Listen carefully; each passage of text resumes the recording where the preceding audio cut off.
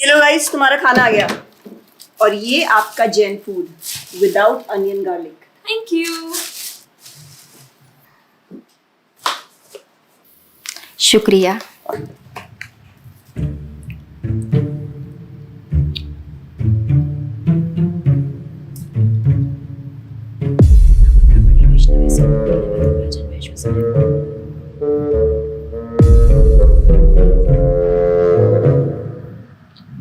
Sorry guys,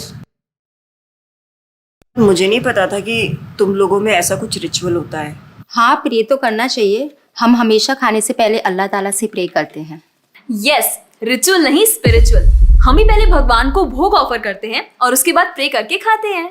लेकिन तुम्हारा भगवान यहाँ आके कैसे खा सकता है? जैसे वो तुम्हारी दुआ कानों से सुन सकता है, वो वैसे ही यहाँ पर आके खा भी सकता है। भगवान का फॉर्म पर्सनल है। अगर वो कानों से सुन सकते हैं तो मुंह से आके खा भी सकते हैं। उनके कान और मुंह दोनों है। शालिनी, तुम प्रे नहीं करती खाना खाने से पहले? नहीं, लेकिन मेरे चाचा ने एक बार कहा था कि हमको वो गॉड ऑफ फूड को और फार्मर्स को थैंक यू बोलना चाहिए। You mean Annapurna Devi? What? God of food. Yes, हमें उन्हें थैंक करना चाहिए और साथ में फार्मर्स को भी। But I believe in watering the roots.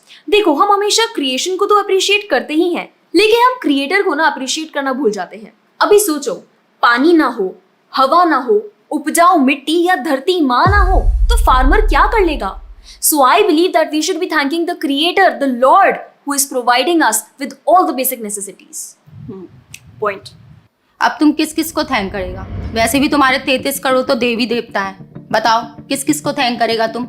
और शालिनी, तुम बताओ, तुम किस गॉड को मानता है? मैं ऐसे किसी गॉड को नहीं मानती, लेकिन I think Shiva is a big god. See, I am very sorry, but आपने अपने वो बड़े भगवान का स्टोरी तो सुना होगा ना, जहाँ वो अपनी मरी हुई वाइफ को शोल्डर पर लेकर पूरे इंडिया का चक्कर लगा रहा है। अब तुम मुझे बताओ, जो गॉड अपनी वाइफ के मरने पे ऐसे कॉमन मैन की तरह रोता है, वो गॉड हो सकता है क्या? अच्छा, maybe I don't know much about this story, but he is very famous and north में तो राम जी भी बहुत फेमस है ना। उनका स्टोरी तो तुमको पता होगा ना, सबको पता है। उनकी वाइफ को रावण ले गया था। हाँ, पता है। अब तुम मुझे बताओ, वो गॉड है? वो अपनी वाइफ को भी अकेला नहीं बचा के ला सकता। उसको अपनी वाइफ को बचाने के लिए भी वानर सेना की हेल्प चाहिए, और उस वानरों को भी तुम पूछता है। I am sorry.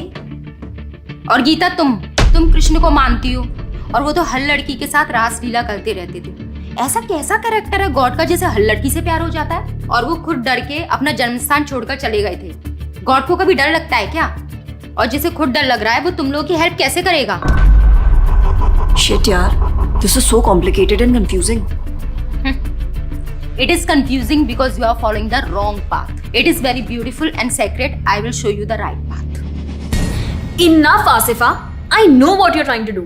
And Shalini, कुछ भी confusing नहीं है।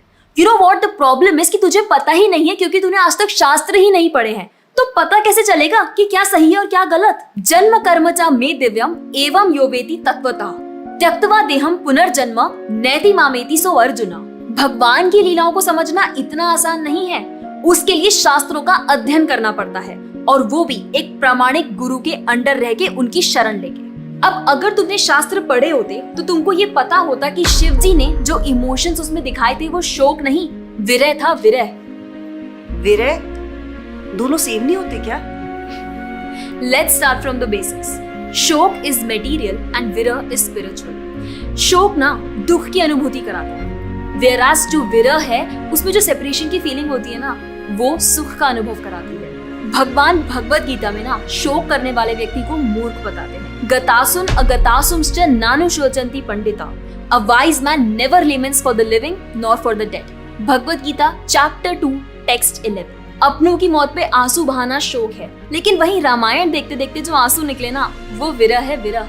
और ऐसे विरह से हमारा भगवान के प्रति प्रेम बढ़ता है। तो जिस तरह से शिव जी ने विरह को दिखाया था, उसी तरह राम जी भी सीता मैया के जाने के बाद विरह में भटकते हुए रो रहे थे। और यही नहीं, सीता देवी इतनी प्योर है ना कि उन्हें राम जी के अलावा कोई टच भी नहीं कर सकता था। रावण जिनको लेके गया था वो छाया सीता देवी थी। असली सीता देवी तो अग्नि में समा गई थी, और वो अग्नि परीक्षा के वक्त बाहर आई थी। और आसिफा तू क्या बोल रही थी? भगवान राम को अपनी पत्नी को बचाने के लिए वानरों की मदद लेनी पड़ी थी। I mean God is all powerful, right? हाँ, आई मीन वो अकेले भी तो मार सकते थे ना। यार शालिनी, अगर तूने कभी रामायण पढ़ी होती तो तुझे पता होता जब खर और दूषण आए थे अपने 15,000 ऐसे दानवों के साथ जो इंसान को खा जाते थे, उन सब के साथ राम जी ने अकेले बिना किसी की हेल्प के उन सबके चिथड़े उड़ा दिए थे। अब ऐसे राम के लिए रावण को मारना मुश्किल है क्या? हाँ, लेकिन बाद में वानरों की हेल्प क्यों ली?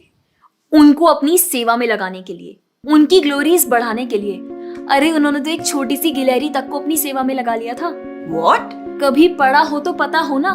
खैर, और हम हनुमान जी की पूजा इसीलिए करते हैं क्योंकि भगवान तक पहुंचने का रास्ता उनके भक्तों की सेवा है। जब भगवान देखते हैं कि मेरे भक्तों का गुणगान हो रहा है या कोई सेवा कर रहा है तो वो बहुत खुश होते हैं। जैसे मैं तेरी मॉम के सामने अगर तेरी तारीफ करूं तो वो खुश होती है ना। पॉइंट। इसी तरह भगवान हमसे खुश होते हैं जब हम उनके भक्तों की सेवा करते हैं, पूजा करते हैं। और रही बात 33 करोड़ देवी देवता की, आसिफा तू मुझे ये बता, what is your favourite genre in movies? Psychological thriller. और शालिनी तेरी? Romantic and comedy. एग्जैक्टली। जैसे हर किसी का अपने नेचर के अकॉर्डिंग फेवरेट जॉनर होता है, वैसे ही भगवान ने हर किसी के नेचर के अकॉर्डिंग व्यक्ति के लिए उसके नेचर के अनुसार वेद और पुराण दिए हैं। और उन्हीं पुराणों को फॉलो करके लोग अपनी देवी देवता की तरफ अट्रैक्ट होते हैं। और ये सभी देवी देवता भगवान की ही सेवा कर रहे हैं।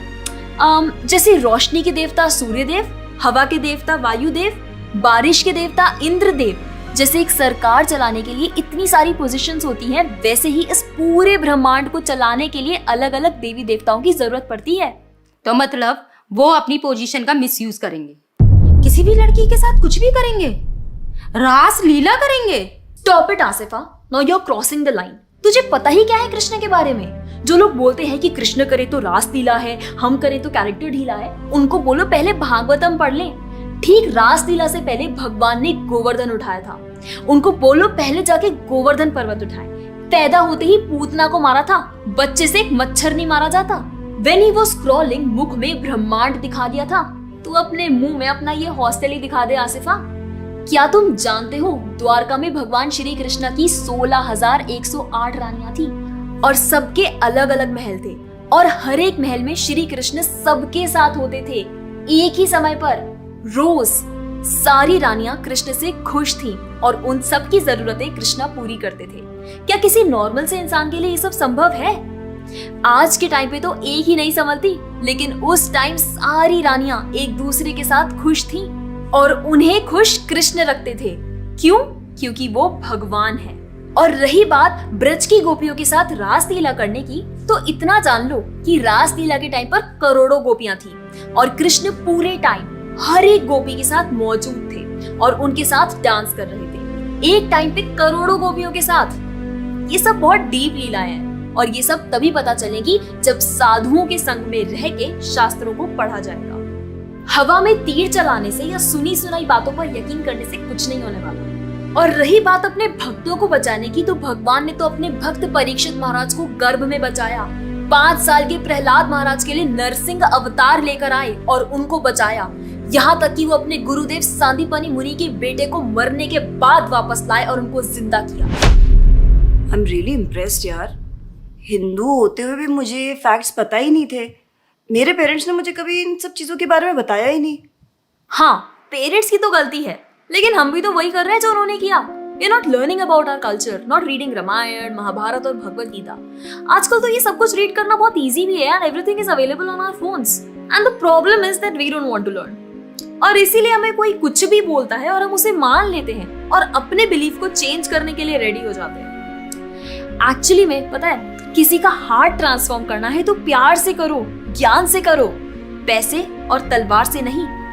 और अब बारी आपकी है। अगर आप भी चाहते हैं कि कोई एड़ा गेड़ा नत्थु गेड़ा अगर आपको कुछ भी ना बोल जाए, आपका बेवकूफ ना बनाए, तो जाइए और अपने कल्चर के बारे में जानिए, ग्रंथ पढ़िए और अपने बच्चों को भी पढ़ाइए। और अगर आप खुद एक बच्चे हैं तो अपना समय यहाँ बर्बाद मत करें। ये वीडियो खत्म हो गया है, जाइए भगवत गीता पढ़िए, थोड़ा पढ़ाई वढ़ाई करिए, भक्त बनिए और फोन वोन चलाना बंद करो। जब देखो मोबाइल में लगे रहते हो। Jokes apart, I think you got the message. तो जितना हो सके अपने ग्रंथ पढ़िए, कल्चर को जानिए और जाकर इस वीडियो को जितना हो सके उतना शेयर करिए ताकि कोई और लड़का या लड़की इस केरला स्टोरी का शिकार ना बने। Thank you so much for watching. Hare Krishna. और हाँ, इस वीडियो को लाइक करें और भक्ति टुडे चैनल को सब्सक्राइब करें। खुदा हाफिज। हरे कृष्णा। अगर आपको हमारा वीडियो पसंद आया है और आप हमारे मीनिंगफुल स्पिरिचुअल मैसेजेस को ज्यादा से ज्यादा लोगों तक पहुंचाना चाहते हैं और इस चेंज का हिस्सा बनना चाहते हैं तो हमें सपोर्ट करें। आप हमारी वीडियोस और इक्विपमेंट्स को भी स्पॉन्सर कर सकते हैं। डिटेल्स डिस्क्रिप्शन बॉक्स में है। See you next time. Hare Krishna.